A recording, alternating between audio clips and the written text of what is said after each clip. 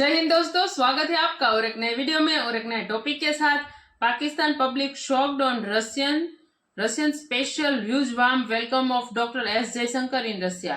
तो doctor S Jaishankar साहब 5 दिन के दौरे पर है रशिया में। और वहां से जिस दिन से वहां पहुंचे तब से लेके अभी तक अच्छी न्यूज की वीडियो ही आ रही है। तो ये हमारे लिए बहुत ही अच्छी बात है और अच्छी साइन है।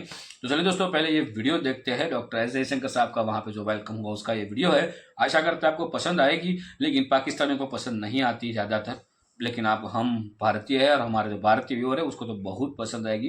पाकिस्तान गया तेल लेने। चलिए दोस्तों, वीडियो स्टार्ट करते हैं। आशा करते हैं पसंद आए तो लाइक और शेयर जरूर से कर दीजिएगा, और चैनल पर पहली बार सब्सक्राइब नहीं किया तो सब्सक्राइब भी जरूर से कर दीजिएगा। चलिए स्टार्ट करते हैं।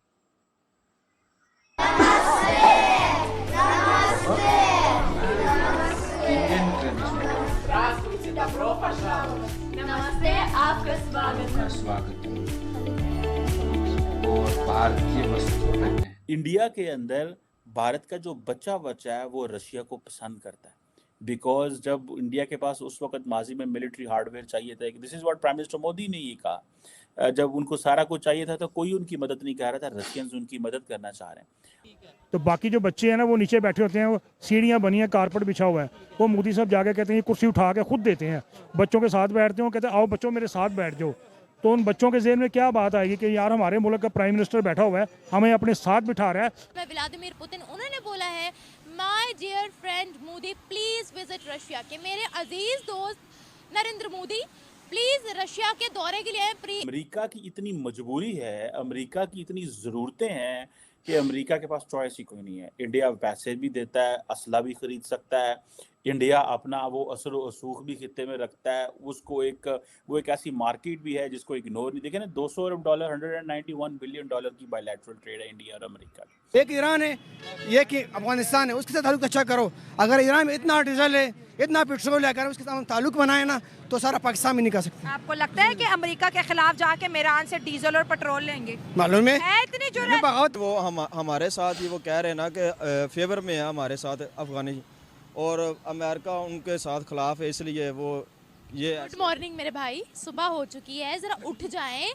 कोई नहीं कह रहे कि हाँ आपके साथ है, वो तो हमारे इतने खिलाफ है। आपने अभी तालिबान ऑफिशियल्स की स्टेटमेंट नहीं सुनी। पाकिस्तान इस कोशिश में डूब रहा है, ठीक है, कि कैसे हम चीज़ों को जो है वो करें, कैसे हम अपने आप को बचा पाएँ, कैसे हम अपनी जो कोशिशें हैं उनको वो जो जिसे कहते हैं ना वो रंग ले आए और हम बच पाएँ। शेख साहब तो रोए थे कि जब वो टेलीविजन प्रोग्राम करने के लिए आए तो उस वक्त भी वो रोए और उनके ऊपर तशद्दुद किया गया। मैंने आपको बताया था कि थप्पड़ मारे गए, थप्पड़ी मामला हुआ। लेकिन दुनिया भर के मुमालिक के वजीर आजम सदर ये चाहते हैं कि प्राइम मिनिस्टर मोदी उनकी कंट्री में दौरे के लिए आए, उनके साथ मामलात अच्छे हों, उनके साथ ताल्लुकात अच्छे हों, ट्रेड ज्यादा से ज्यादा हो, भारतीय कंपनीज उनके मुल्क के अंदर आए। क्या शाह महमूद कुरैशी ने अब जो बातें कही हैं, उन्होंने कहा कि झूठे मुकदमे में फंसाया गया मुझे, और एसएचओ जमाल ने मुझे धक्के मारे, लातें मारी, मुझे पंच मारे गए, मेरी हालत खराब थी।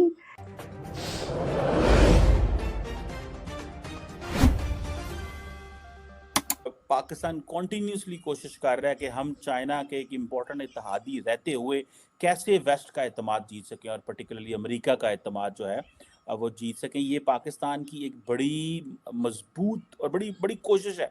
पाकिस्तान इस कोशिश में डूब रहा है, ठीक है, कि कैसे हम चीज़ों को जो है वो करें, कैसे हम अपने आप को बचा पाएँ, कैसे हम अपनी जो कोशिशें हैं उनको वो जो जिसे कहते हैं ना वो रंग ले आए और हम बच पाएँ, ठीक है जी। अब ये चीज़ें हमें जो है वो पता चलती है। ये जो डिस्कशन हुई है जयशंकर की और इनकी, इसमें उन्होंने बेसिकली एक जिसे वो कहते हैं ना स्ट्रेटेजिक कन्वर्जेंस के ऊपर बात की है, जियोपॉलिटिकल जो इवॉल्विंग जियोपॉलिटिकल इंटरेस्ट है उसके ऊपर बात की है। और वो कहते हैं जी म्यूचुअली बेनिफिशियल। आप वो देख रहे हैं ना कि इंडिया के अंदर भारत का जो बच्चा है वो रशिया को पसंद करता है। बिकॉज जब इंडिया के पास उस वक्त माजी में मिलिट्री हार्डवेयर चाहिए था, this is what prime minister Modi ने ये कहा। जब उनको सारा कुछ चाहिए था तो कोई उनकी मदद नहीं कर रहा था, रशियंस उनकी मदद करना चाह रहे हैं।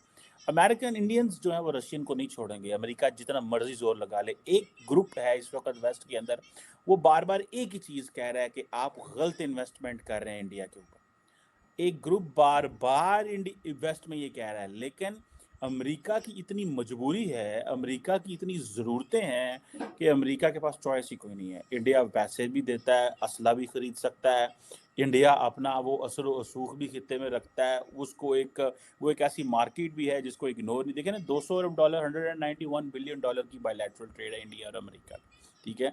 तो अमेरिकन क्यों चाहेंगे कि हम एक ट्रेड पार्टनर भी खोएं, हम एक ऐसा मुल्क जो डिफेंस इक्विपमेंट खरीदना चाहता है उसको भी, ठीक है। इंडियंस कहते हैं ठीक है, हम F-35 नहीं लेते, हम राफेल ले लेते हैं, ठीक है। ये चीज़ें जो है वो हमारे सामने मौजूद हैं, ये चीज़ें हमें नज़र आ रही हैं। अब देखना यह है कि क्या इंडिया जो है वो ये जो बैलेंस करने की कोशिश कर रहा है, जिसमें वो कामयाब है, इसमें कोई वेस्ट में कुछ चीज़ आती है जिसको वो जिसे वो कहते हैं कि इंडिया परेशान होता है। अब फॉर एग्जांपल वहाँ पे ये बात हुई जी, international north south transport corridor जो है, जो रशिया से शुरू होता है और इंडिया तक पहुँचता है, शिप, रेल, रोड सारे वो चलाता है, ठीक है जी। इसमें हमने दुनिया के बाकी ममालिक को भी इंक्लूड करना है। अभी फॉर एग्जांपल जो डेवलपमेंट्स इस वक्त रेड सी में हुई हैं, जो डेवलपमेंट्स इस वक्त बाबुल मंदेब में हुई हैं, जो डेवलपमेंट्स इस वक्त जो क्या नाम है उसका इंटरनेशनल बॉर्डर्स में हो रही हैं, उसमें तो ईरान एक्शन करते हैं कि ये मुसलमान ये दहशतगर्द है, इसलिए वो उनको ज़्यादा प्रेफर करते हैं क्योंकि ये हमारे साथ ये कंट्री लगती है। वो चाहते हैं कि मुसलमान कहीं आगे ना आ जाएं, इसलिए उनके मुसलमान तो हर जगह आगे जा रहे हैं, उनके मुसलमानों पर तो कोई रिस्ट्रिक्शन नहीं लगती, चाहे वो ग्रीस जाए, चाहे वो लंदन जाए, चाहे वो यूके जाए, उन पर तो कोई रिस्ट्रिक्शन। उनके लिए वीज़ा खुले, वीज़ास पाकिस्तानियों के लिए बंद है। सऊदीया वाले भी जाते हैं, दुबई वाले भी जाते हैं, कतर वाले भी जाते हैं।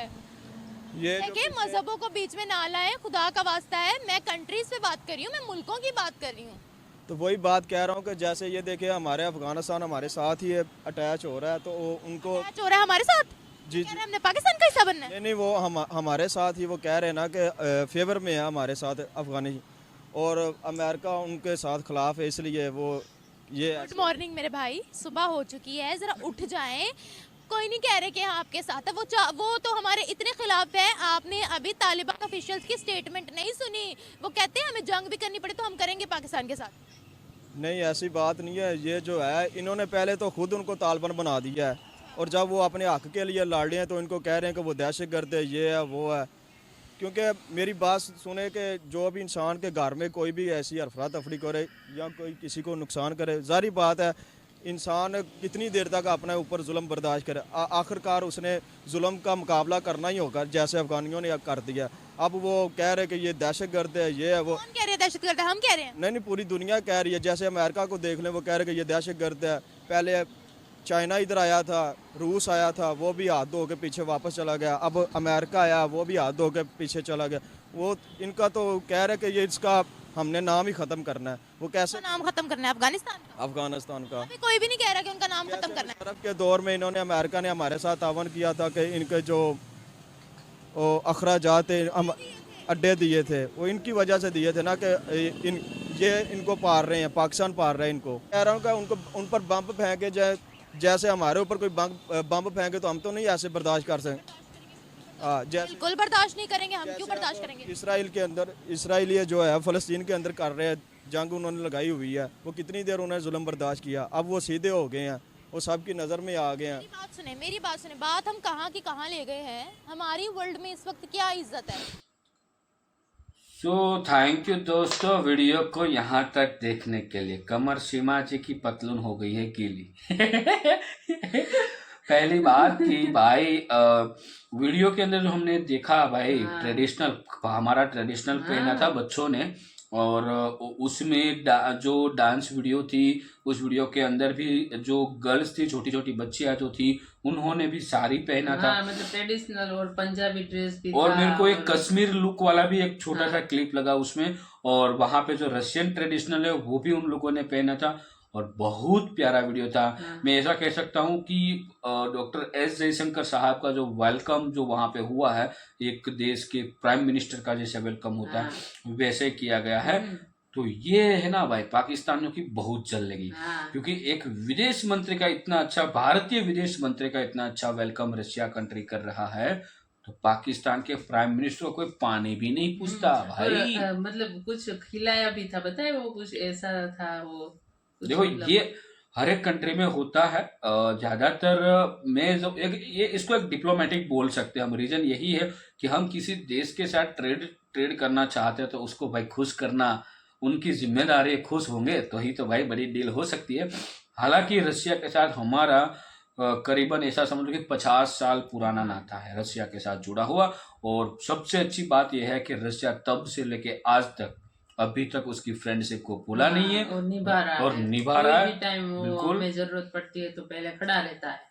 और दूसरी बात है कि हमारे बहुत सारे भारतीय रशिया में है, रोजगार के लिए गए हैं और बहुत सारे लोग ऐसे भारत के वहां पे हैं जो अब रशियन नागरिक भी हो चुके हैं। तो ये बहुत ही अच्छी बात है और खास करके हमारे इतनी बड़ी आबादी वाले देश के लिए तो ये बहुत अच्छी बात है कि दूसरे जो देश है भारत का वेलकम करते हैं। भारतीय जो नागरिक है मतलब जो टैलेंट है भारत के पास वो उसको वहां पे बुला रहे हैं। तो ये हमारे लिए भी अच्छी बात है क्योंकि इतना बड़ा मुल्क है 140 करोड़ आबादी का। तो भाई इतने बड़े देश में भी रोजगार की कमी हो सकती है क्योंकि इतने सारे लोगों को एक सबको रोजगार दे पाना। और हमारा देश तो पहले से कृषि प्रधान देश रहा है। अब जाके यहाँ पे करीबन लास्ट 20 to 30 ईयर से टेक्नोलॉजी एंड फैक्ट्री कंपनियां ये सब कुछ बढ़ा है था पहले से, लेकिन उसकी जो तादाद है वो बढ़ी है। तब जाके भी अभी भी रोजगार की इतनी कमी नहीं है, लेकिन कहीं ना कहीं कमी थोड़ी बहुत अभी भी माइनर दिख रही है। हमारा देश पूरी तरह से अभी बोलते हैं ना बेरोजगारी की जो पट्टी होती है उससे बाहर पूरी तरह से नहीं आए। उसको थोड़ा टाइम दोस्तों और लगेगा। उसका रीजन यही है कि हमें और थोड़ी मेहनत करनी पड़ेगी तब जाके, जैसे कि मोदी जी जयशंकर साहब वो कर रहे, दूसरे देश में जा रहे, रिलेशन बना रहे, ट्रेड स्टार्ट कर रहे, बिजनेस डील लेके आ रहे, तो उससे ही रोजगार और पैदा होंगे। तो हमें और मेहनत करनी है दोस्तों। बाकी जो सब कुछ राजकारण है उसमें बहुत नहीं घुसने का। देश की सेवा करने में, देश की कोई भी प्रकार की आप सेवा करो वो सेवा मानी जाती है। तो थोड़ी बहुत आपकी ओर से भी सेवा प्रदान देश को करते रहिए। बाकी वीडियो दोस्तों बहुत ही बढ़िया हमको लगा है, जो वेलकम था उसका। आपको कैसा लगा कमेंट में लिखकर जरूर बता दीजिएगा। फिलहाल हम आपसे विदाई लेते हैं, मिलते हैं और एक नए वीडियो में आपके साथ। टिल देन जय हिंद, जय जय भारत। भारत।